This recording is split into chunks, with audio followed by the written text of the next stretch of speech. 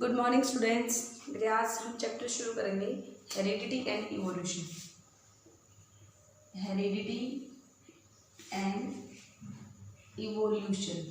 तो सबसे पहले आपको पता होना चाहिए कि व्हाट इज हेरिडिटी। ठीक है, first of all we should came to know about the heredity. तो कैरेक्टरिस्टिक्स का एक जनरेशन से नेक्स्ट जनरेशन में ट्रांसमिट होना, और we can say transmission of characteristics from parents to their offspring is known as heredity. So how will we define the heredity? The transmissions of characters or characteristics from parents to the offspring is known as heredity. तो क्या define किया हमने बेटा heredity को? कैसे define किया कि transmission of characteristics from parents to their offspring, और we can say from one generation to the other generation. ठीक है, इस तरीके से कैरेक्टरिस्टिक्स की ट्रांसमिशन को हम क्या नाम देंगे? Heredity. And the process of inheritance of these characteristics, the process of heredity is known as inheritance, and the process of transmission of characteristics is known as inheritance। ठीक है, एंड नेक्स्ट आता है what is genetics. Genetics क्या होती है? Biology की वो branch which deals with the study of the heredity, जो हेरिडिटी के रिगार्डिंग स्टडी करेगी। बायोलॉजी की उस ब्रांच को हम क्या नाम देंगे? जेनेटिक्स। तो how will be define the genetics?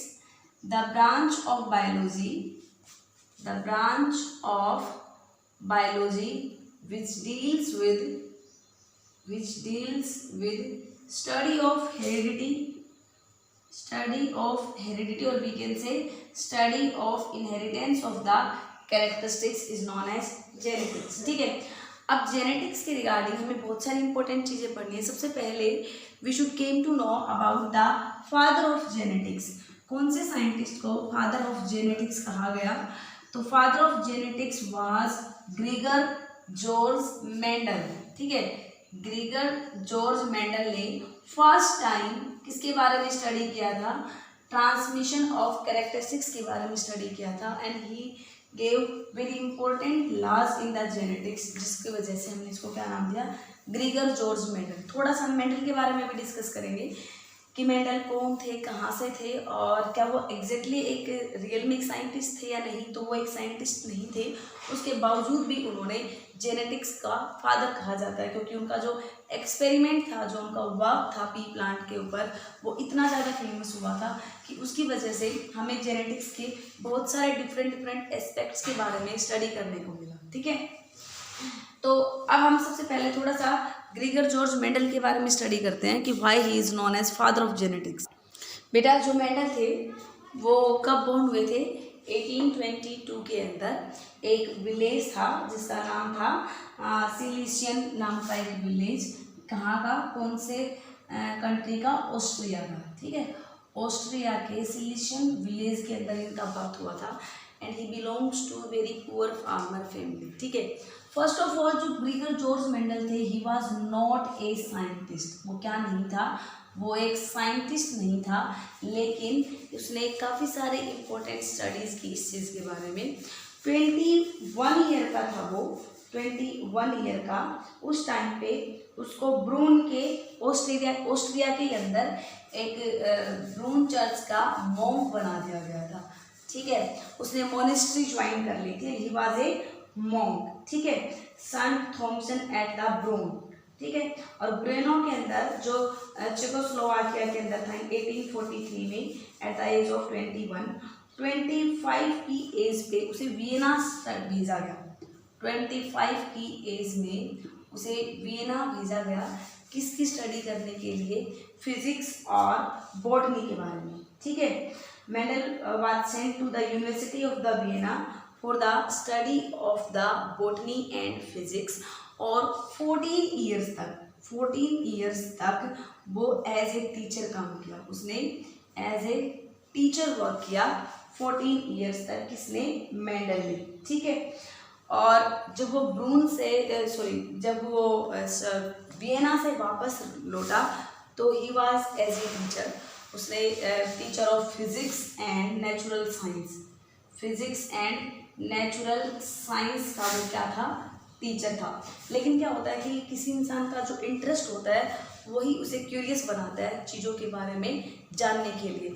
तो उसका वो जो मोनेस्ट्री में था, जब वो मॉन्क था, उसने मोनेस्ट्री ज्वाइन की थी, तो वहाँ पे बहुत सारे डिफरेंट टाइप्स के प्लांट्स भी ग्रो किए हुए थे। और उसका जो फादर था वो भी क्रॉप फील्ड में प्लांट्स ग्रो करता था। और वहाँ पे उसने उसका इंटरेस्ट बना पी प्लांट के ऊपर, कि वो बार बार देखता कि जो पी प्लांट है वो अगेन ग्रो करते हैं, दोबारा से नए पी प्लांट बनते हैं।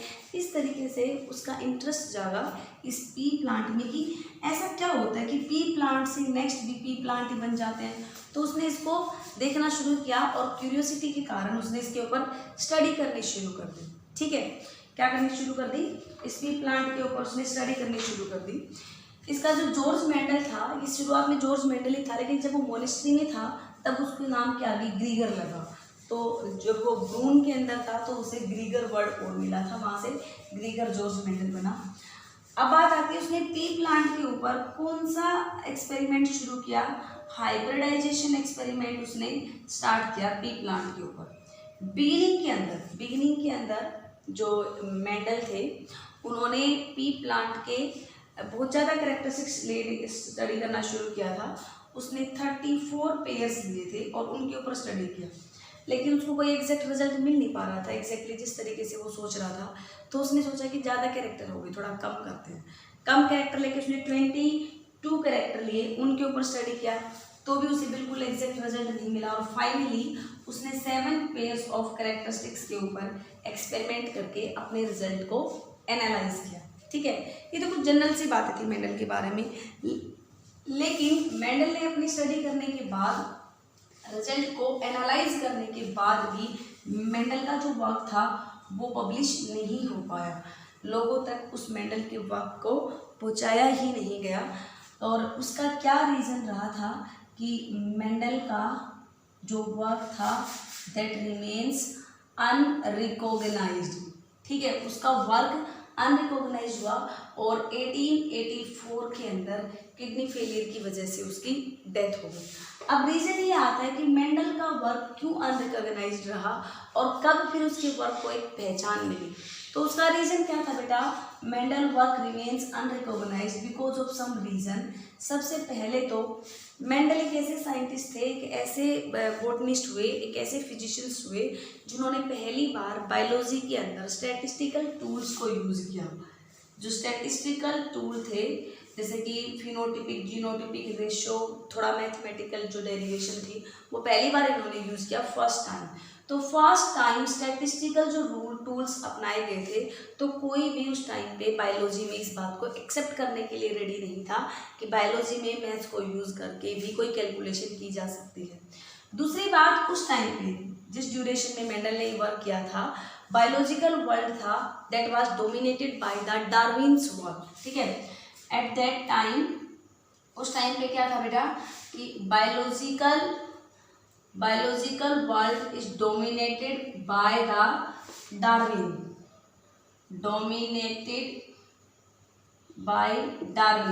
तो डार्विन ने जो मेन बातें बताई थी वो नेचुरल सिलेक्शन के बारे में बताई थी।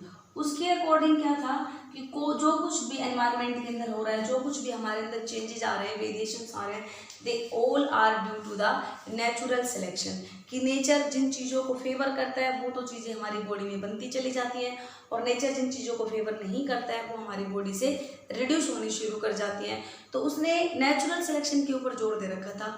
और उस टाइम के जितने भी साइंटिस्ट थे जो बायोलॉजी से रिलेटेड थे, वो सारे के सारे डार्विन की बातों से एग्री कर रहे थे। किसी ने सोचा ही नहीं कि जो मेंडल ने बताया वो भी इम्पोर्टेंट हो सकता है। नेक्स्ट चीज़ क्या था बेटा कि जो मेंडल का वर्क था, मेंडल ने उसको एक पेपर के अंदर पब्लिश किया था। और जो मेंडल का जो वो पेपर था, proceeding of Brunn natural science, वो पेपर था proceeding of Brunn natural science. ये भी कोई बहुत ज़्यादा पब्लिश्ड पेपर नहीं था कि बहुत सारे लोगों तक इसको पहुंचाया जा सके और मेंडल के वर्क को एक पहचान मिल सके। तो ये भी बहुत फेमस पेपर नहीं था। Proceeding of Brunn natural science was also not a popular articles, ये कोई बहुत पॉपुलर आर्टिकल नहीं था, एक पॉपुलर लिमिटेड सर्कुलेशन था इसका, in which it was publish, it was not very much popular, इस वजह से भी कुछ लोगों तक ही इसकी बात पहुंच आएगी। एक और इम्पोर्टेंट रीज़न था कि मेंडल ने जिस तरीके से बताया था भी कैरेक्टरिस्टिक्स होते हैं, गैमेट बनते टाइम सेपरेट हो जाते हैं, फिर वो पेरेंट्स में जाते हैं, मतलब वहाँ पे जो डिवीजन के टाइम पे मियोसिस और माइटोसिस एक इम्पोर्टेंट चीज़ आती है, उस मियोसिस और माइटोसिस की उस टाइम तक स्टडी ही नहीं हुई थी, तो लोगों को meiosis and mitosis was not studied up to that time, तो इसलिए लोगों को मेंडल का वर्क समझ नहीं आया कि किस तरीके से ये जीन्स हैं ये सेग्रीगेट करके नेक्स्ट जनरेशन के अंदर जा रहे हैं। और सबसे मोस्ट इम्पोर्टेंट चीज़ क्या थी कि मेंडल का जो बिहेवियर भी था वो भी बड़ा ही कूल बिहेवियर था, मतलब वो बहुत एग्रेसिव नेचर के इंसान नहीं थे कि अपनी बातों को ज़बरदस्ती लोगों से मनवाएं। ये कुछ रीजंस थे जिनकी वजह से मेंडल का वर्क था that remains unrecognised till his death. 1884 में किडनी फेलियर की वजह से उसकी डेथ हो गई थी, तब तक मेंडल के वर्क को नहीं पहचाना गया।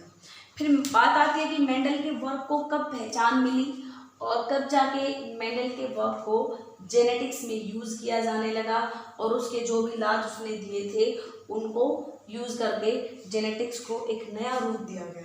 तो इस चीज़ के लिए बेटा नेक्स्ट 1990 के अंदर 3 वर्कर थे जिन्होंने इंडिपेंडेंटली रीडिस्कवर किया मेंडेलियन वर्क को। कब? इन 1990। 3 साइंटिस्ट थे, एक तो थे हुगो डी वेरीज बिलोंग करते थे हॉलैंड से, Holland.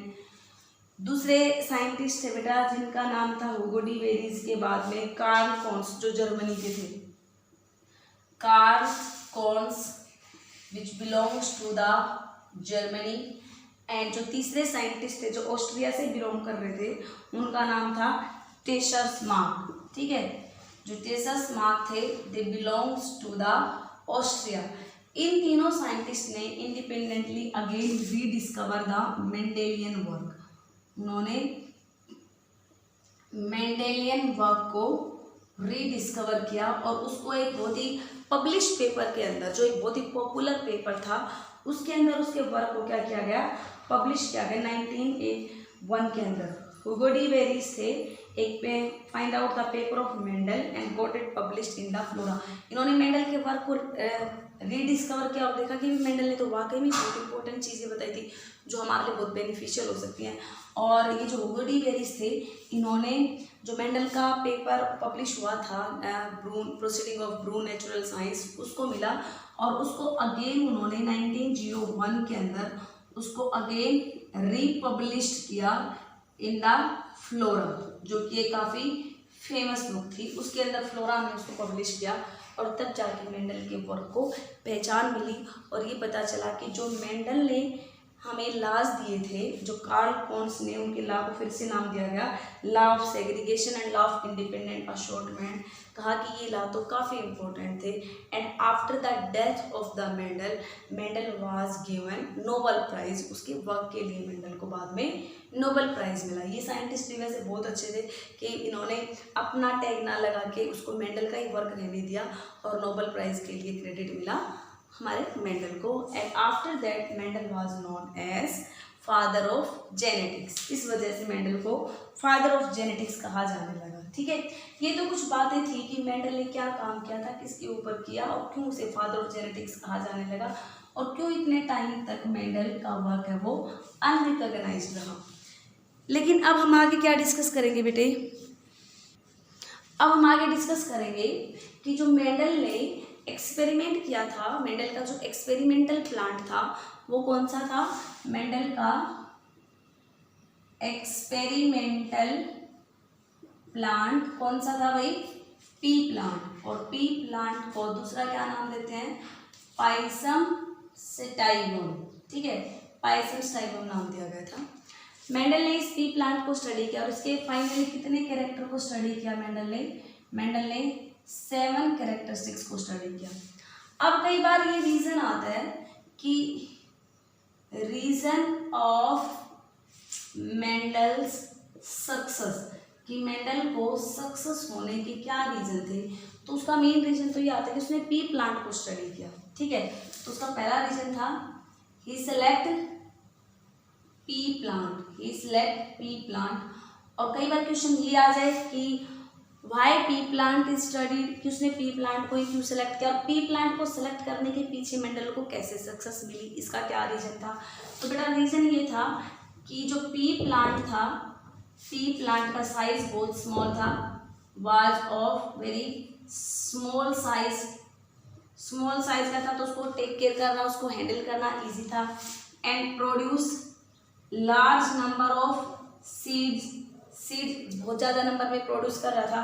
And it is an annual plant, मतलब एक ही सीजन में अपनी लाइफ साइकिल को कंप्लीट कर लेता है। तो एनुअल प्लांट की वजह से उसका जो जनरेशन टाइम था दैट वाज शॉर्ट, ठीक है। तीसरी इंपॉर्टेंट चीज़ क्या थी कि P plant has bisexual flower. अब उसमें बाइसेक्सुअल फ्लावर है तो उसमें दोनों टाइप की पॉलिनेशन, कौन कौन सी, क्रॉस पॉलिनेशन और सेल्फ पॉलिनेशन बहुत इजीली कैरी आउट की जा सकती है।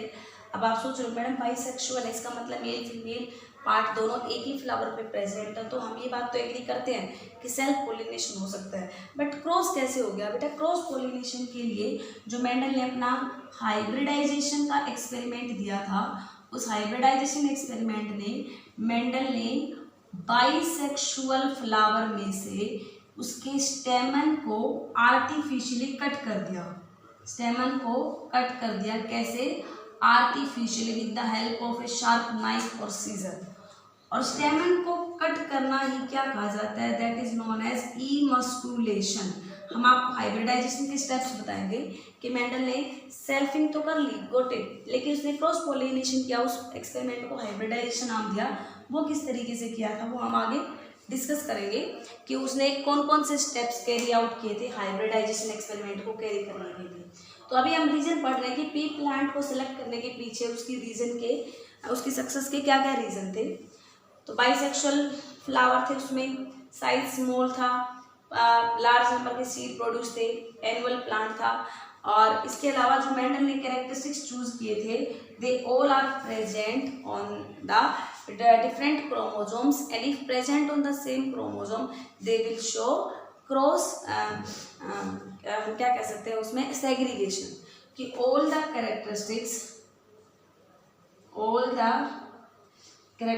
shows crossing over को हम क्या कहेंगे, segregation भी कह सकते हैं, या फिर इसको हम recombination भी कह सकते हैं, कि वो सेग्रीगेट का मतलब क्या होता है कि वो सेपरेट होंगे।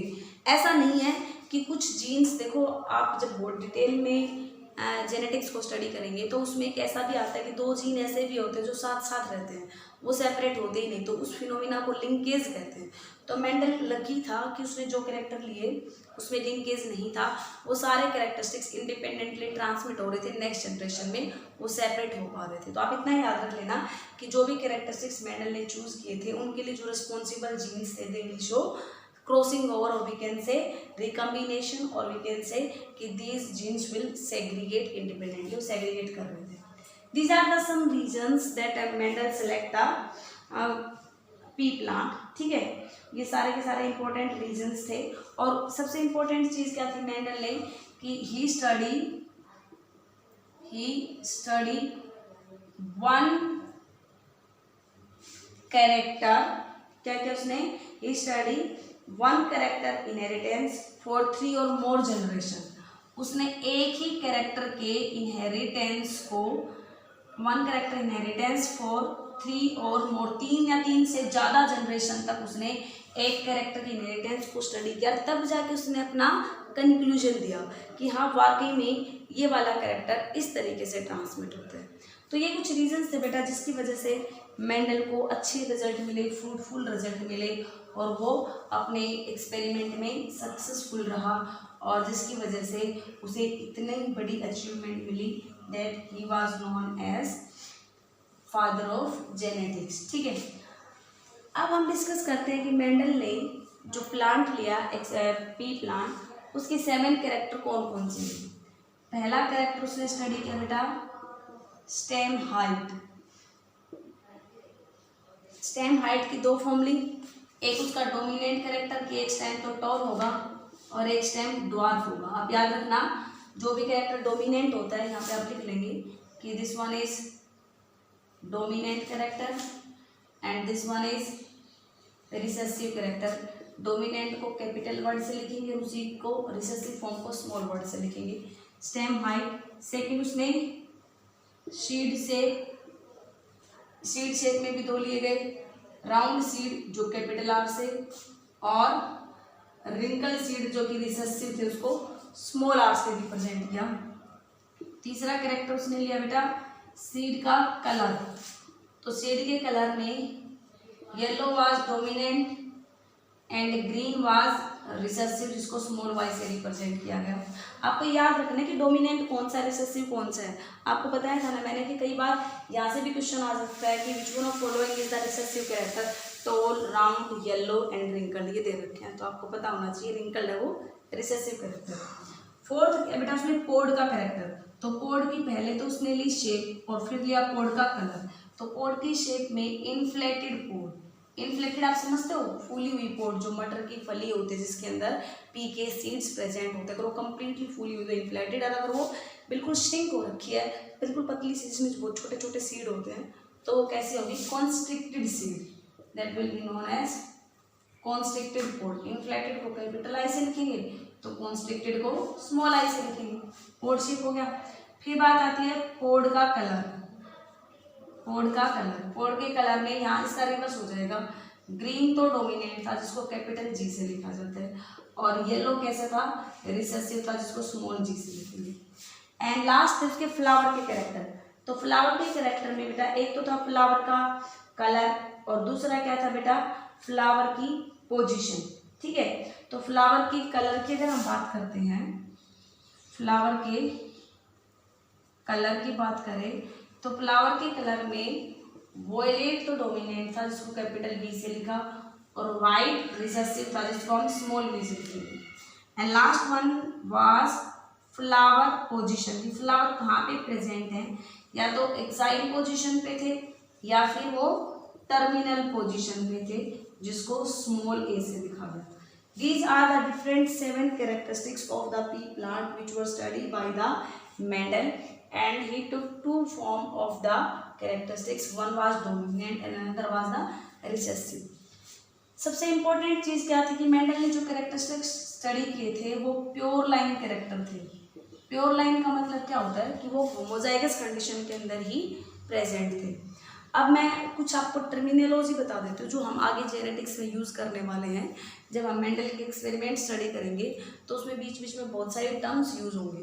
तो सबसे पहले आपको जेनेटिक्स के उन टर्म्स के बारे में पता होना चाहिए जो जेनेटिक्स में हम यूज़ करने वाले हैं, कौन कौन सी टर्म होती है। जैसे कि मैंने अभी आपको बताया कि भाई प्योर लाइन कैरेक्टर थे, डोमिनेंट, रिसेसिव। तो बेटा हम बेसिक टर्मिनोलॉजी में सबसे पहले स्टडी करते हैं कैरेक्टर। कैरेक्टर क्या होता है, किसी एक इंडिविजुअल का वेल डिफाइंड मॉर्फोलॉजिकल और फिजियोलॉजिकल फीचर।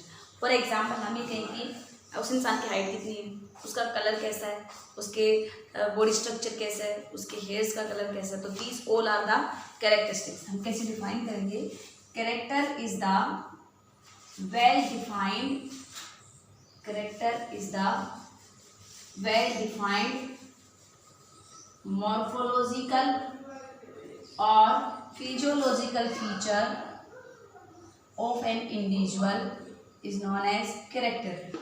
और एक कैरेक्टर की एक्सप्रेशन को हम क्या नाम देंगे, ट्रेट। जैसे कि मैंने बताया हाइट, तो हाइट में may be toll, may be dwarf, तो टॉलनेस इज ए ट्रेट। तो सेकंड क्या आता है, व्हाट इज ट्रेट। तो हम कैसे इसमें एग्जाम्पल लिख लेंगे बेटा कैरेक्टर में, फॉर एग्जाम्पल हाइट, और ट्रेट में क्या लिखेंगे, the expression of a character, the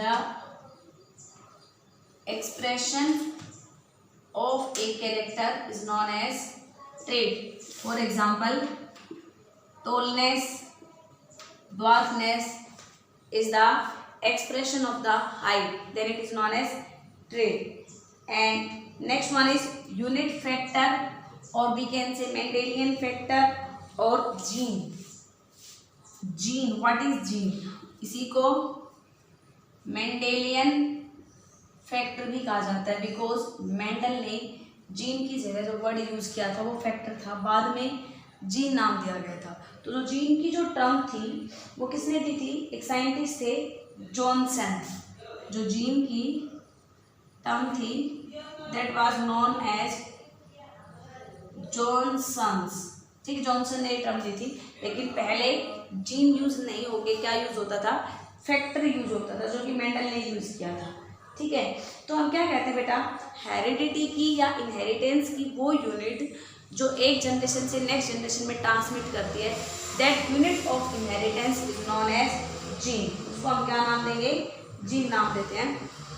ये it is the unit of inheritance that transmit from one generation to next generation। जो एक जनरेशन से नेक्स्ट जनरेशन में इनहेरिटेंस की जो फॉर्म, जो पार्ट, जो यूनिट ट्रांसमिट होती है उसको हम नाम देंगे जीन। जीन को बाद में क्या, पहले क्या नाम दिया जाता था, फैक्टर नाम दिया जाता था, ठीक है। अब एक जीन की ही दो अल्टरनेट फॉर्म होती है, और दो alternate form of a genes are known as alleles, या फिर इन्हीं को एलिलोमॉर्फ कहा जाता है। तो how will we define the alleles, the two alternate form of a gene are known as allele.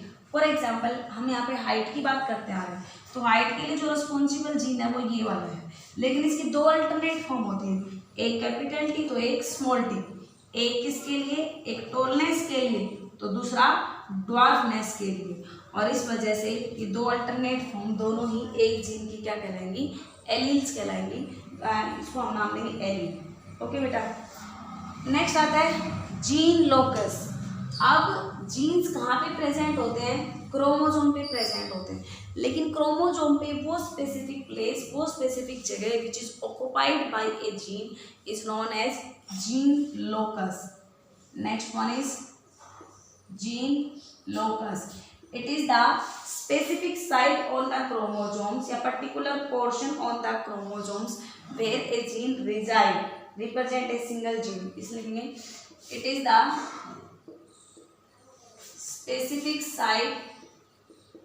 specific site on the chromosome which represent a single gene,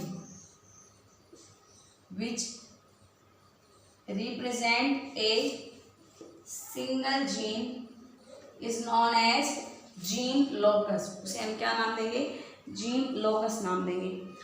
अब बेटा यहाँ पे जीन्स की दो अल्टरनेट फॉर्म को हमने एलील्स या एलिलोमॉर्फ कहा। अब उस एलील में दो फॉर्म होती है, एक तो डोमिनेंट फॉर्म और एक होती है रिसेसिव फॉर्म, और we can say dominant character और रिसेसिव कैरेक्टर, ठीक है। तो हम सबसे पहले इनके बारे में बात करते हैं, व्हाट इज डोमिनेंट। अब डोमिनेंट एलील आ जाए, फैक्टर आ जाए, कैरेक्टर आ जाए, एक ही बात है। आपको डोमिनेंट का मतलब पता होना चाहिए, ठीक है। तो हम डोमिनेंट एलील कौन से एलील को कहेंगे, dominant allele it is the one pair of allele, it is that one pair of allele which can express itself either in homozygous condition or in heterozygous condition। for example ये इस तरीके की है, ठीक है, ये तीन देख रहे हैं आप, तो यहाँ पे दो एलील्स हैं हर पेयर के अंदर।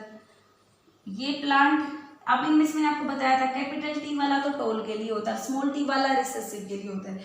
ये प्लांट टोल बनेगा, ये प्लांट भी टोल बनेगा, लेकिन ये प्लांट ड्वार्फ बनेगा। तो इनमें से आप देख सकते हैं कि जो कैपिटल टी है वो अगर अकेला है तो भी एक्सप्रेस हो रहा है, दो फॉर्म में है तो भी एक्सप्रेस हो रहा है। ये फॉर्म होती है बेटा हेट्रोजाइगस फॉर्म, जिसमें दोनों एलील डिफरेंट डिफरेंट हो। ये फॉर्म होती है होमोजाइगस फॉर्म, जिसमें दोनों एलील सेम हो। जो अपने आप को हेट्रोजाइगस और होमोजाइगस दोनों फॉर्म में एक्सप्रेस करता है उस एलील को हम डोमिनेंट एलील कहेंगे। या हम क्या कह सकते हैं, जो रिसेसिव एलील की प्रेजेंस में भी एक्सप्रेस करे और रिसेसिव एलील की एब्सेंस में भी एक्सप्रेस करे, वो होगा डोमिनेंट एलील। लेकिन रिसेसिव वाला सिर्फ और सिर्फ तभी एक्सप्रेस करेगा जब डोमिनेंट वाला नहीं है, और we can say that will express only in homozygous condition. तो कैसे डिफाइन करेंगे हम डोमिनेंट एलील को? That pair of allele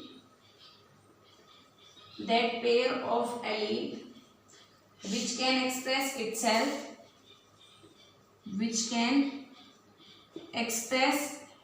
itself both in homozygous and heterozygous condition, जो अपने आप को होमोजाइगस और हेट्रोजाइगस कंडीशन में एक्सप्रेस कर सके, और वी कैन से जो अपने आप को एक्सप्रेस करे बोथ इन द प्रेजेंस और absence of the recessive allele, और which can express itself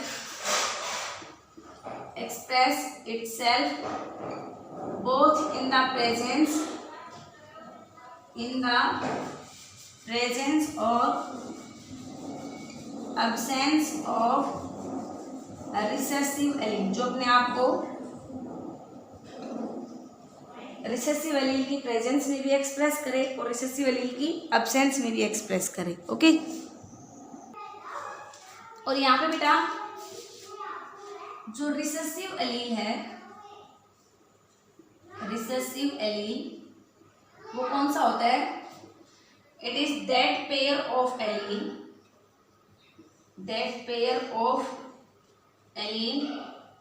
which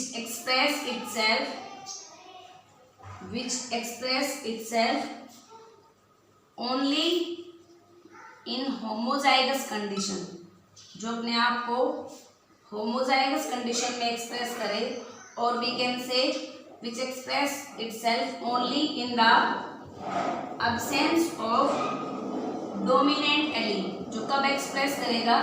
जब डोमिनेंट एलील नहीं है, तो उसकी एब्सेंस में ही जो अपने आप को एक्सप्रेस करेगा वो कहलाएगा रिसेसिव एलील। ठीक है बेटा, क्या कहलाएगा? Recessive allele. अब एलील एक होते हैं वाइल्ड टाइप और एक होते हैं म्यूटेंट। एक होते हैं वाइल्ड एलील और एक होते हैं mutant allele. Wild and mutant allele, इसका क्या मतलब होता है?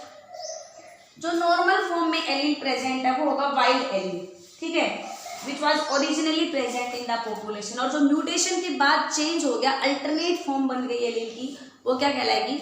Mutant allele. तो वाइल्ड एलील हम क्या बोलेंगे? The allele which is present originally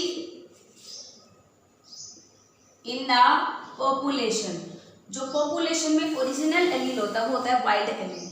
और म्यूटेंट एलील कौन सा होता है? Which get mutated. Mutant allele क्या होगा? जो म्यूटेटेड हो जाता है। Mutant allele is more than one, एक से ज्यादा एलील भी प्रेजेंट हो सकते हैं। तो म्यूटेंट एलील को हम क्या नाम देंगे? The allele which get modified due to the mutation. Mutation बेटा एक टाइप के ऐसे कोई भी रैंडम चेंज जो हमारे जेनेटिक मटेरियल में हो जाते हैं विदाउट एनी रीजन, जो हमें पता भी नहीं चलता, और उस टाइप के चेंज को हम म्यूटेशन बोलते हैं। अगर म्यूटेशन की वजह से कोई एलील को चेंज कर दिया जाए तो दैट बिकम्स म्यूटेंट एलील। और म्यूटेंट एलील हार्मफुल भी हो सकते हैं, बेनिफिशियल भी हो सकते हैं, डिलीटेरियस भी हो सकते हैं, डिजीज कोजिंग भी हो सकते हैं। अगर मान लो एक सपोज करो कि मैं ये कहूँ कि हमारे अंदर एक, आप लोगों ने डिजीज़ का नाम सुना नहीं, जिसका नाम होता है PKU, phenyl ketone urea disease. हमारे अंदर कोई एक जीन है जो इस डिजीज़ को होने से बचाता है, और उस जीन को म्यूटेंट कर दिया जाए तो वो पर्टिकुलर एंजाइम्स ना बना पाए तो उसकी वजह से हमें डिजीज़ हो जाए। ऐसे बहुत सारी डिजीज़ होती है बेटा जो म्यूटेंट एलील की वजह से हो जाती हैं। तो म्यूटेंट एलील मे बी डिलीटेरियस और मे बी बेनिफिशियल, जो म्यूटेशन के बाद चेंज होकर के बना है उसको हम बोलेंगे म्यूटेंट एलील। ठीक है, म्यूटेंट एलील लेस कॉमन होते हैं, वाइल्ड एलील ज़्यादा होते हैं। अब बात आती है homozygous and heterozygous. Next term homozygous condition, जब दोनों एलील सेम फॉर्म में प्रेजेंट हो। ये बैटसन और सैंडर्स नाम के साइंटिस्ट हैं, उन्होंने बताया था the term homozygous was given by the Bateson. ये दो साइंटिस्ट थे जिन्होंने ये टर्म दी थी, और दूसरे का नाम क्या था बेटा? सैंडर्स। ठीक है, they gave the term homozygous. तो एक ऐसा इंडिविजुअल जिसमें एक कैरेक्टर के लिए रिस्पॉन्सिबल जीन है वो दोनों सेम फॉर्म में प्रेजेंट है, उसको हम नाम देंगे होमोजाइगस। ठीक है, लिखेंगे an individual with identical alleles of a particular gene. Suppose करो कि मैं ये बोलूँ कि भाई जो टॉलनेस के लिए एलील है वो दोनों इस फॉर्म में, तो ये होमोजाइगस होगा क्योंकि दोनों कैपिटल टी है। ये कैसा होगा, ये भी होमोजाइगस होगा क्योंकि दोनों स्मॉल है। यहाँ पे ये मैटर नहीं कर रहा कि वो रिसेसिव है कि डोमिनेंट, वो कोई भी हो, लेकिन दोनों एलील सेम है तो उसको हम होमोजाइगस इंडिविजुअल कहते हैं। बेटा होमोजाइगस इंडिविजुअल को ही प्योर लाइन इंडिविजुअल कहा जाता है। ये प्योर होते हैं, मतलब इनमें चांस नहीं है अगर ये टॉल है तो कोई ड्वार्फ इंडिविजुअल बन जाए, अगर ये ड्वार्फ है तो कोई टॉल इंडिविजुअल बन जाए। ये दोनों अपने कैरेक्टर के लिए प्योर हैं, that's why they are known as pure line individual. Next आते हैं हेट्रोजाइगस। हेट्रोजाइगस कंडीशन और हेट्रोजाइगस इंडिविजुअल कौन से होंगे, जिनके अंदर एक पर्टिकुलर जीन्स की दो अल्टरनेट एलील प्रेजेंट होते हैं। तो हम कैसे डिफाइन करते हैं हेट्रोजाइगस को, the individual which contain the two contrasting factor of a character, the individual which contain two contrasting factors or we can say contrasting allele of a particular character। या फिर सिंपल सी बात क्या कह सकते हैं कि जिसमें एक जीन के दोनों एलील डिफरेंट डिफरेंट हो। जैसे कि हम ये कहें ये भी इंडिविजुअल टॉल है बट ये कैसा है, हेट्रोजाइगस है। और हेट्रोजाइगस इंडिविजुअल को हम हाइब्रिड इंडिविजुअल भी कह सकते हैं। क्या कह सकते हैं, हाइब्रिड भी। इसमें हमेशा एक टाइप का ही गैमेट बनेगा जो होमोजाइगस होंगे, और इसमें हमेशा दो टाइप के गैमेट बनते हैं क्योंकि वो दोनों अलग अलग एलील्स होते हैं। तो यहाँ पे देखो एक ये बन जाएगा और एक ये वाला बन जाएगा। ये कौन सी कंडीशन हो गई, होमोजाइगस और हेट्रोजाइगस। अच्छा, अब बात आती है नेक्स्ट मोनोहाइब्रिड डाईहाइब्रिड क्रॉस के बारे में। एक आता है monohybrid cross, the study of inheritance of a one character in the next generation is known as monohybrid cross। Study of inheritance of one character in next generation is known as monohybrid cross। अगर हम यहाँ पे 1 की बजाय 2 लिख दें same definition तो उसको हम नाम देंगे डाई हाइब्रिड क्रॉस, और 2 की बजाय अगर हम 3 लिख दें तो वो क्या आ जाएगा, ट्राई हाइब्रिड क्रॉस। बाकी definition same, monohybrid, dihybrid and trihybrid cross. Okay, Mendel ने तीनों क्रॉस किए थे, बाकी दोनों क्रॉस के ब्याह पे उसने 4 ला दे दिए थे। अब पेरेंट्स के बीच में मान लो एक है फीमेल एक है मेल, इनके बीच में क्रॉस करा के जो पहली जनरेशन आई उसको हम नाम देते हैं F1 जनरेशन। तो F1 जनरेशन का मतलब क्या होता है, F1 जनरेशन का मतलब होता है first filial generation. This is first filial generation, जो मदर और फादर यानी दो पेरेंट्स के बीच में क्या होता है। Generation is the generation of hybrid produce from the cross between the genetically different individual. देखेंगे it is produced by the cross between two genetically different parents। सपोज करो कि मैं आपको ये कहूँ एक पेरेंट है टॉल और एक पेरेंट है dwarf, capital T small T, इनके बीच में क्रॉस करा के ये वाले जो इंडिविजुअल बने, ये कौन सी जनरेशन है बेटा, F1 जनरेशन। और F1 के जनरेशन के जो इंडिविजुअल हैं they are always found in the hybrid form. और अगर हम इस F1 जनरेशन की सेल्फिंग करा दें और इसके बाद में जो दूसरी जनरेशन आएगी उसको हम क्या नाम देंगे, हाइब्रिड, जैसे F2 जनरेशन। ठीक है, तो F2 जनरेशन को हम क्या नाम देंगे बेटा, second filial generation. Next one is F2 generation और we can say second filial generation. तो हम कैसे डिफाइन करेंगे सेकंड फीलियल जनरेशन को? It is the generation of individual which arise as a result of selfing between the individual of F1 generation. It is produced by the selfing between the F1 generation. कि देखो पहले तो parents थे, इन्होंने F1 generation बनाई, इसकी crossing से F2 generation बनी। अगर हम F2 का भी आपस में क्रॉस कर देते हैं F3 जनरेशन आ जाएगी, सो ऑन। इस तरीके से प्रोसेस चलती रहती है। तो ये बेटा कुछ जनरल से टर्म्स थे जो हम यूज़ करेंगे आप अपने जब जेनेटिक्स को आगे स्टडी करेंगे तब, ठीक है। Monohybrid, dihybrid, zygote, homozygous, heterozygous, dominant, recessive, एक दो फॉर्म और आती है जैसे कि फिनोटाइप और जीनोटाइप। एक दो फॉर्म और बता देती हूँ आपको, फिनोटाइप एंड जीनोटाइप। इनका क्या मतलब होता है सुनेंगे एक बार। मैं कहूँगी किसी भी ऑर्गेनिज्म को तुम बाहर से देख के क्या बताओगे? सपोज करो तुम्हारे सामने एक प्लांट है, तो मैं कैसे कहूँगी कि भाई ये प्लांट है, तुम कैसे बता सकते हो ये बात? तो तुम कहोगे मैडम हमने लीफ देखी, इसमें स्टेम देखे, फ्लावर देखे, इसमें ये सब चीज़ें जो मैं दिख रही हैं तो हमने बाहर से देख के बता दें कि दिस इज ए प्लांट। तो वो एक्सटर्नल फिजिकल अपीयरेंस एक ऑर्गेनिज्म का क्या कहलाता है? फिनोटाइप। लेकिन वो प्लांट छोटा है कि बड़ा है, उसके लिए उसमें कैसे जीन है। तो एक ऑर्गेनिज्म का जो टोटल जेनेटिक कॉन्स्टिट्यूशन होता है जिसके रिस्पॉन्स में हमें बाहर के फीचर्स दिखते हैं, दैट इज कॉल्ड जीनोटाइप। तो हम क्या कह सकते हैं हमारा फिनोटाइप किस पे डिपेंड होता है भाई? जीनोटाइप पे। हमारे अंदर जैसे जीन होंगे हम वैसे ही दिखेंगे, साथ साथ में थोड़ा सा एनवायरनमेंट भी इफेक्ट करता है, नो डाउट। तो हम क्या नाम देते हैं फिनोटाइप को? The outermost physical appearance, the outermost physical appearance of an organism in response to its genetic constitution and environmental factor, कि उसके अंदर कैसे जीन्स हैं और किस टाइप के एनवायरनमेंट में वो रहता है, उसके बिहाफ पे उसका बाहर का मोर्फोलॉजी कैसी रहती है, उसके फिजिकल अपीयरेंस कैसे होते हैं, उसको हम नाम देते हैं फिनोटाइप।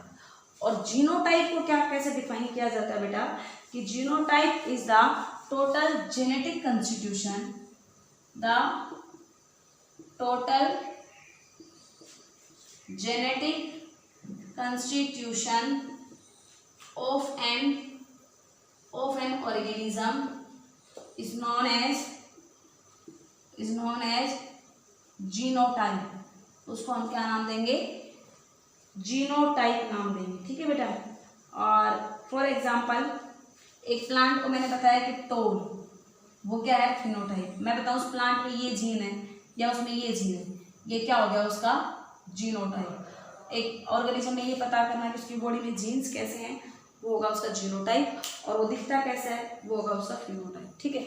और अगर हम बात करते हैं कि complete set of chromosome of every gene and chromosome represent the genome. Genome का मतलब क्या होता है? एक इंडिविजुअल के अंदर कंप्लीट सेट ऑफ, इसको बेटा तुम टोटल मतलब कैसा लिखो? It is a genetic constitution. अगर टोटल जीन्स एक इंडिविजुअल में टोटल जीन्स कितने प्रेजेंट हैं अलॉन्ग विद इट्स क्रोमोसोम्स, उसको हम नाम देंगे उसका जीनोम, ठीक है।